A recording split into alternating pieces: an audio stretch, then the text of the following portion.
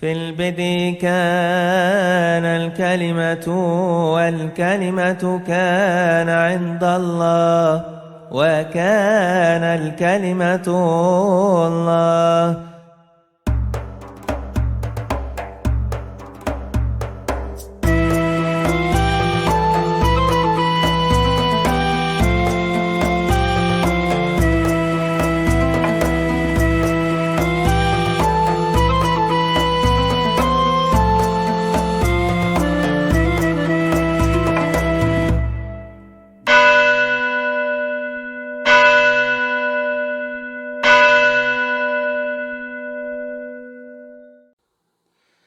Shalom alaikum besem hamasiyah.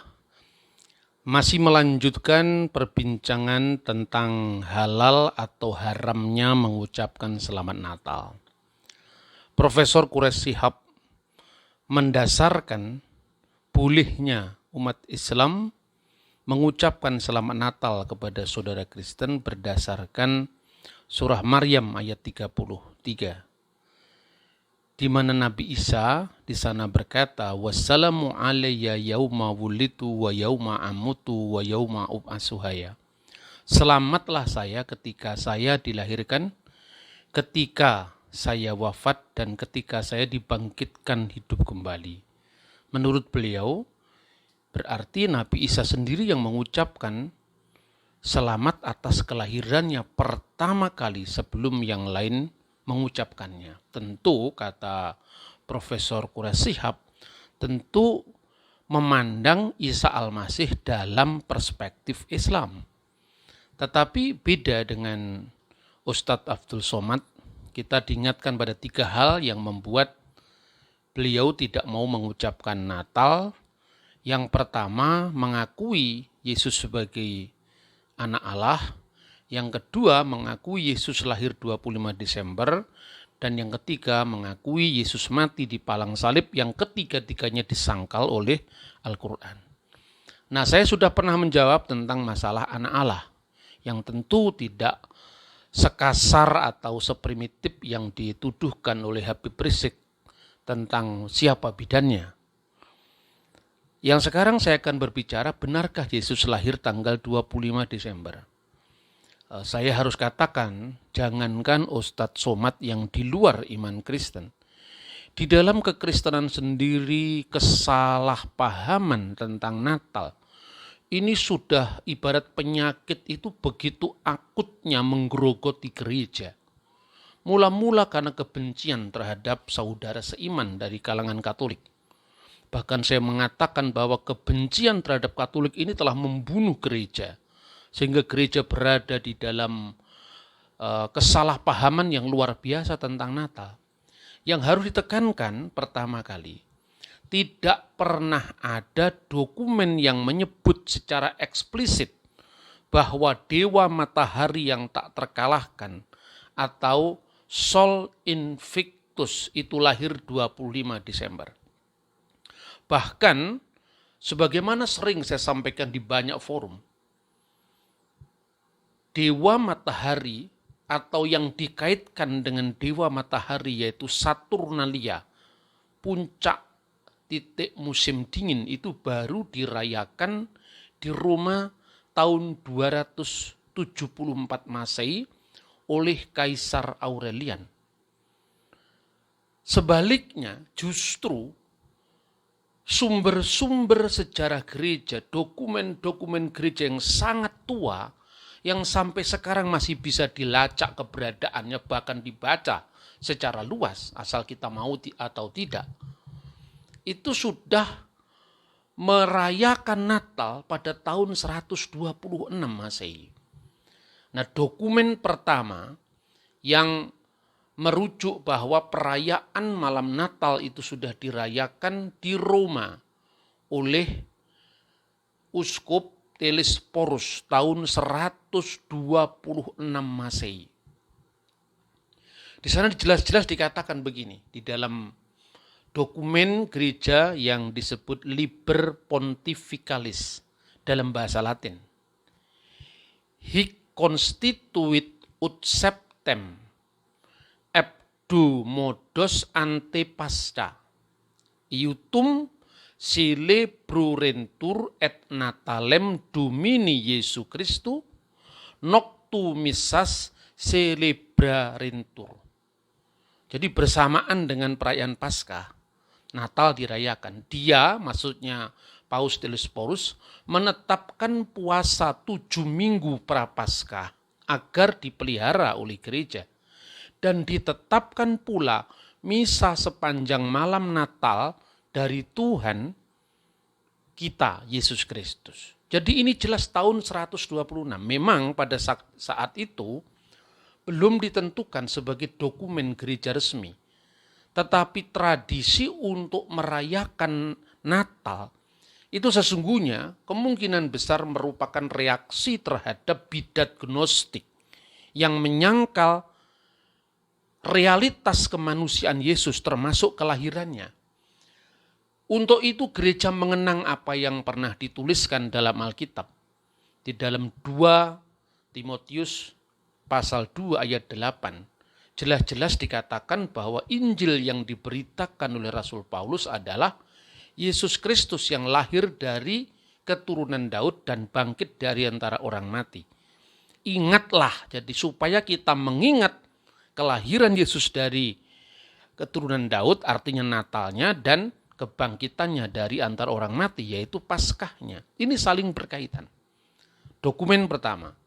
Lalu dokumen kedua berasal dari tahun 170 Masehi. 100 tahun lebih sebelum Saturnalia dirayakan di Roma. Dan itu tercatat dalam statement seorang pemimpin gereja di wilayah Israel, yaitu khususnya di Kaisarea. Mar Theophilus dari Kaisarea, tahun 170 mengatakan, Celebrita fuit a nonules viginti quinqui di Decembris iam ab antiquisimis temporis. Yang artinya, kita harus merayakan Natal pada tanggal 25 Desember. Jelas sekali di sana disebutkan kata-kata viginti quinqui di Decembris. Setiap tanggal 25 Desember yang segera berlangsung. Itu tahun 170 dan pernah diterbitkan pada tahun 1593 dalam bukunya Rodulfo Huspiniano, dalam bukunya De Origine Progressu Ceremonis et Ritibus Festorum, maksudnya pesta-pesta gerejawi. Nah, itu dokumen kedua. Jadi tahun 126 Dioscorus di Roma, tahun 170, dan yang ketiga itu adalah catatan dari Mar Hippolytus dari Roma. Siapakah Hippolytus? Hippolytus adalah murid dari Mar Irenaeus dari Lyon. Mar Irenaeus adalah muridnya Mar Polikarpus dari Smyrna, dan Mar Polikarpus yang meninggal tahun 156 Masehi ini adalah murid dari Rasul Yohanes yang meninggal tahun 96 Masehi di Efesus. Jadi masih memiliki suksesi apostolik yang langsung berasal dari murid-muridnya Yesus. Dia mengatakan di dalam bukunya, komentari atas kitab Nabi Daniel, dia mengatakan untuk kedatangan dari Tuhan kita Yesus Kristus secara daging yang dilahirkan di Bethlehem 8 hari sebelum Januari, hari keempat dalam minggu itu, tahun ke-42 dari pemerintahan Kaisar Agustus. Sangat jelas.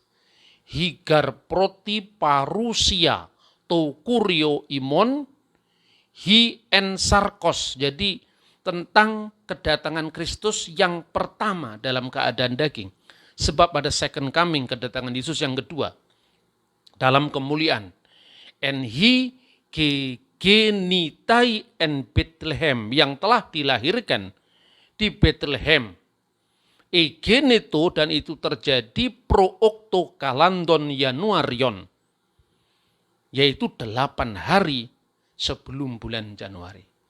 Gereja melestarikan apa yang pernah disampaikan Tuhan dalam perjanjian Abraham.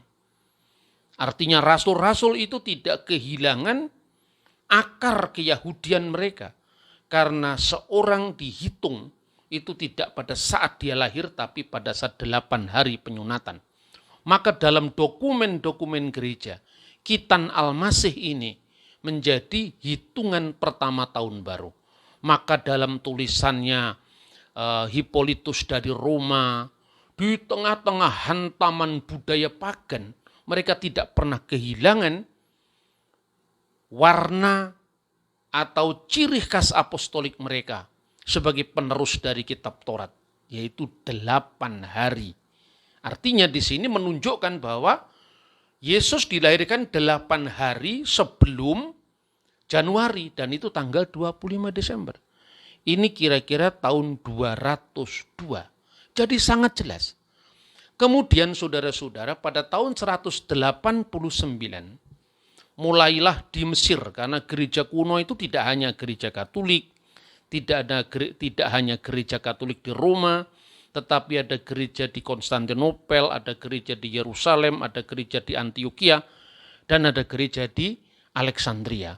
Di mana Paus Alexandria yang bernama Demetrius itu menetapkan dalam sebuah dokumen yang dikenal Coptic Didaskalia Apostolorum. Di sana jelas-jelas disebutkan dalam terjemahan bahasa Arab itu bunyinya seperti pasal 18 Ad-Daskulia atau Coptic Didaskalia Apostolorum, itu jelas-jelas dikatakan, ya ikhwatana, wahai saudara-saudara, tahfudu fi ayamil a'yad, tetapkanlah atau ingatlah di dalam hari-hari perayaan kita, allati hiya idul milad ar-Rabb, yaitu hari kelahiran dari junjungan agung kita, dari Gusti kita Isa Al-Masih atau Yesus Kristus. Wa kamaluhu fi qomsati wa isrin minas sahri tasi'i ladi lil Ibraniyin. Setiap tanggal 25 bulan ke-9 Ibrani, maksudnya tanggal 25 bulan Kislev. Dan itu bertepatan dengan tanggal 29 bulan keempat Mesir. Allati huwa tasi'u wal isrin min syahri rabi'il ladzi lil masriyin, yaitu bertepatan dengan tanggal 25 bulan keempat Mesir, yaitu bulan Kiyah. Ini tahun 189 Masehi. Dengan demikian sangat jelas dokumen-dokumen gereja itu sangat terang benderang menyebutkan kelahiran Yesus, yaitu tanggal 25 bulan Ibrani Kislev. Nah, bulan Ibrani Kislev itu ada apa, saudara? Bulan Ibrani Kislev, khususnya tanggal 25 sampai tanggal 2 bulan Tebet, itulah hari Hanukah, yaitu penahbisan bait suci yang dilakukan setiap musim dingin. Dan saat perayaan Yahudi inilah Yesus dilahirkan menurut dokumen yang berasal dari tahun 189 Masehi. Jadi jauh sebelum perayaan Saturnalia tahun 274 Masehi. Ini sangat jelas. Lalu persoalannya, bagaimana sejarah perhitungan Natal? Tadi saya sampaikan bahwa kemungkinan besar Telesphorus merayakan misa malam Natal tahun 126 di Roma. Itu reaksi terhadap bidat gnostik yang menyangkal kemanusiaan Yesus yang pernah lahir ke dunia. Maka mengenang ungkapan di dalam surat Rasul Paulus agar kita mengenang kelahiran Yesus Kristus di samping kebangkitannya, maka beliau menetapkan 7 minggu puasa Prapaskah dan misa malam Natal. Itu sangat jelas. Hubungan antara peristiwa-peristiwa yang dihadapi dengan penetapan-penetapan gerejawi itu sangat jelas. Lalu ada berita yang menarik. Uskup Nikea yang bernama Anba Yuhana atau Santo Yohanes itu memberitahukan kepada kita bahwa Paus Roma pada abad keempat itu menanyakan kenapa di timur sudah ditetapkan tentang kalender kelahiran Kristus. Sebab di Roma sekalipun sudah dirayakan, tetapi masih belum merupakan penetapan resmi dalam kalender gerejawi. Itu hanya tradisi yang diterus sampaikan sejak zaman Telesporus. Lalu diberitahu bahwa salah satunya orang-orang Alexandria, orang-orang Kristen Alexandria memang dikenal jago kalender itu sejak zaman Roma kuno. Ketika terjadi kekacauan kalender, zaman kalender Roma kuno juga mereka meminta nasihat ke Alexandria karena pusat intelektual saat itu. Nah, bagaimana cara menghitungnya? Lalu ada kata-kata yang menarik yang diucapkan di situ. Mereka membaca banyak dokumen-dokumen non-Kristen yang menyatakan tentang sejarah Israel kuno. Dan ini sejajar apa yang dikatakan oleh banyak bapak gereja yang lain.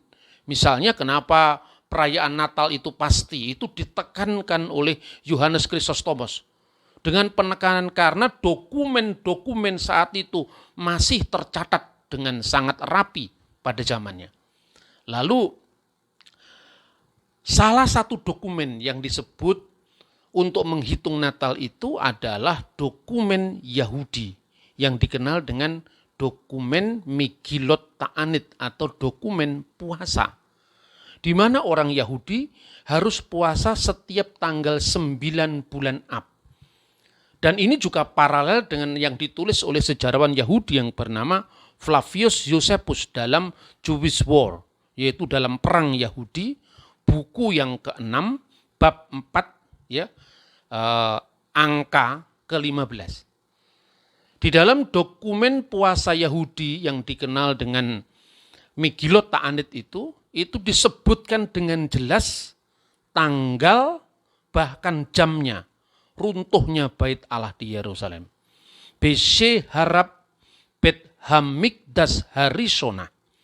Maka telah dihancurkanlah bait Allah yang pertama itu. Oto hayom erefti sabe abhaya. Yaitu pada saat petang hari tanggal 9 bulan Ab. Umot sai sabat hayah. Waktu itu harinya setelah sabat. Umot sai sefi'it hayetah. Dan tahunnya tahun ke-7, setelah tahun ke-7, lalu perhatikan ini kata-kata yang sangat penting. Umis maretah sel Yehoyarib hayetah. Dan saat itu yang menjadi mismar, pembaca Mazmur sekaligus yang membakar dupa atau ukupan, itu adalah rombongan Yoyarib. Kita tahu dalam kitab 1 Tawarik pasal 24, mulai ayat ke-7 dan seterusnya, ada 24 rombongan Imam Lewi, di mana Yoyarib itu adalah rombongan yang pertama. Berarti tanggal 9 bulan Ab yang bertepatan dengan tanggal 5 Agustus. Bait Allah dihancurkan tanggal 9 bulan Ab. 9 bulan Ab itu sekitar Agustus atau 5 Agustus. Waktu itu yang menjadi pembakar ukupan dari rombongan 24 Imam Lewi adalah Yehoyarib. Yoyarib adalah rombongan pertama. Sedangkan menurut informasi Injil Lukas pasal 1 ayat 5, Zakaria dari rombongan Abia itu mendapatkan giliran membakar ukupan. Dan rombongan Abia adalah rombongan ke-8.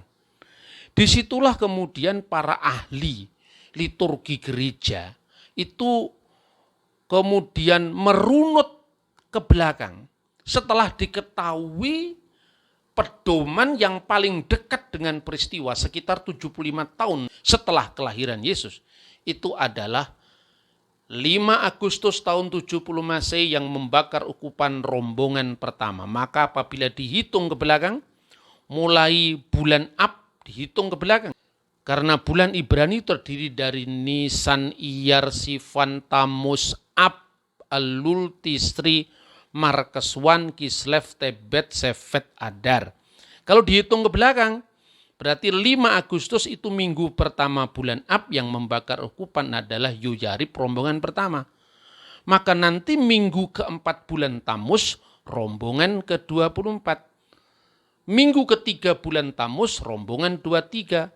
Minggu kedua bulan Tamus rombongan 22, minggu pertama bulan Tamus rombongan 21, minggu keempat bulan Siwan atau Sivan rombongan ke-20 dan seterusnya sampai mutarnya itu kira-kira 75 tahun. Maka ditentukan, dihitung dari perhitungan yang eksak itu bisa dilakukan oleh para ahli kalender gereja.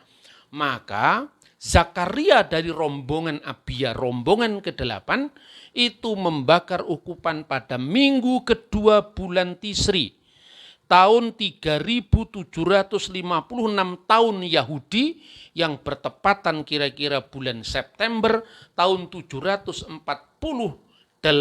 setelah berdirinya kota Roma, atau disebut dalam bahasa Latin ab urbi condita, setelah berdirinya kota.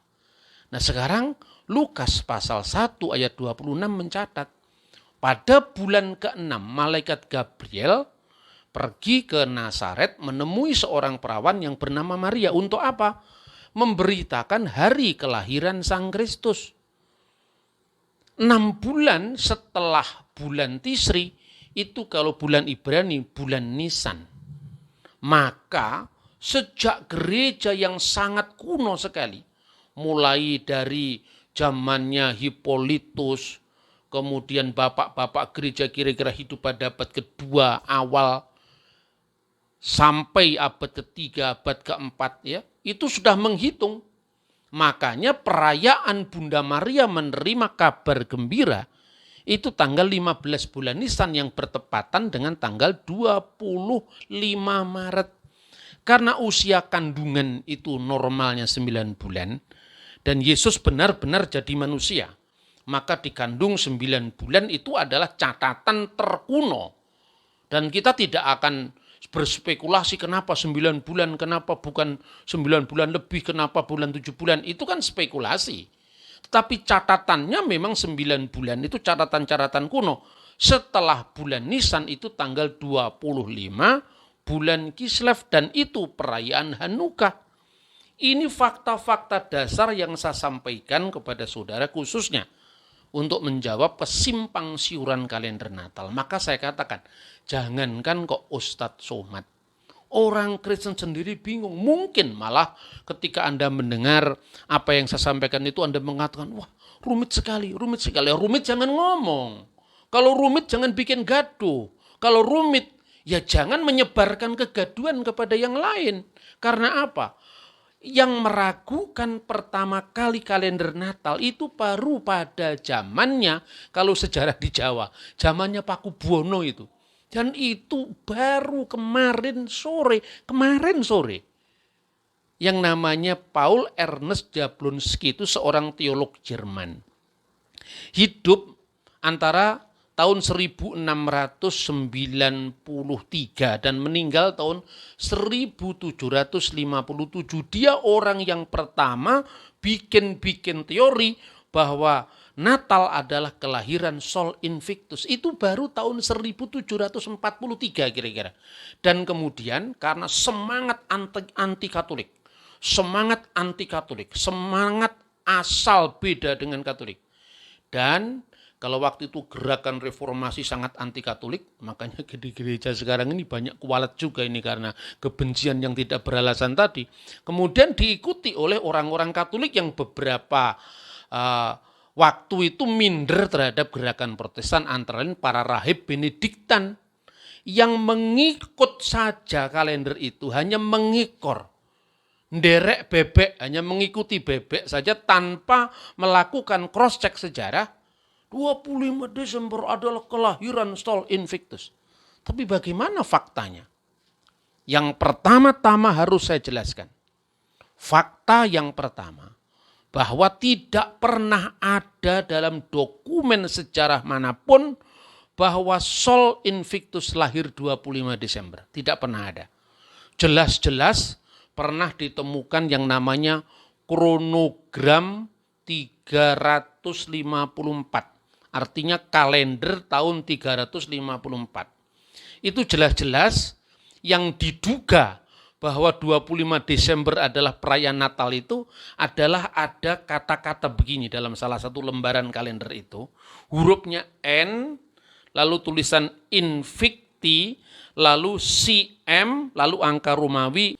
Kalau dibaca itu sebetulnya secara secara lengkap itu kira-kira bunyi N itu natalis.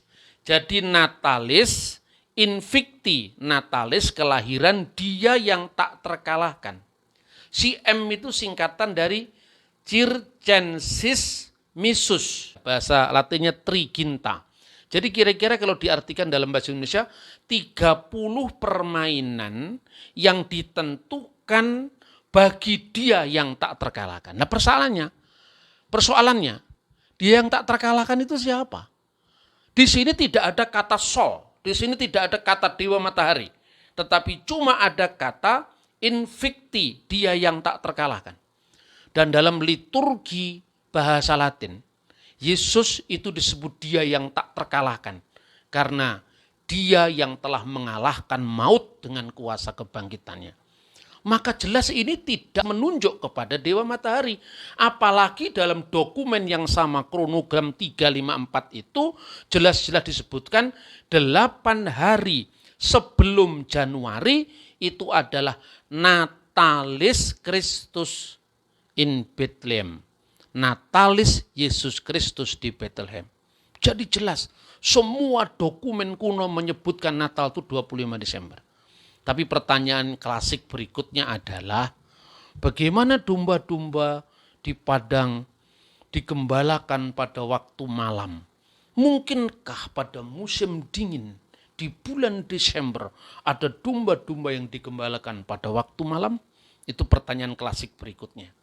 Tetapi saya akan menjelaskan pertanyaan klasik ini pada tayangan berikutnya yang dikaitkan dengan asal-usul Yesus dianggap lahir di bawah pohon kurma pada musim panas. Saya akan tunjukkan kepada Anda dokumen-dokumen gereja. Secara khusus nanti saya akan merujuk gereja Koptik tentang perjalanan keluarga kudus ke Mesir. Kiranya informasi ini tidak hanya mencerahkan bagi para penuduh anti Natal dari kalangan non-Kristen, tetapi juga mencerahkan ke dalam orang Kristen sendiri yang saya katakan nderek bebek pada Sol Invictus yang dibuat oleh orang Jerman yang ujuk-ujuk datang dan dipercaya hampir di seluruh dunia karena mulanya anti Katolik. Makanya hati-hati, jangan benci berlebih-lebihan. Itu menyiksa dirimu dan menyiksa kita semua. Tuhan memberkati kita. Shalom alaikum Besem Hamasiah.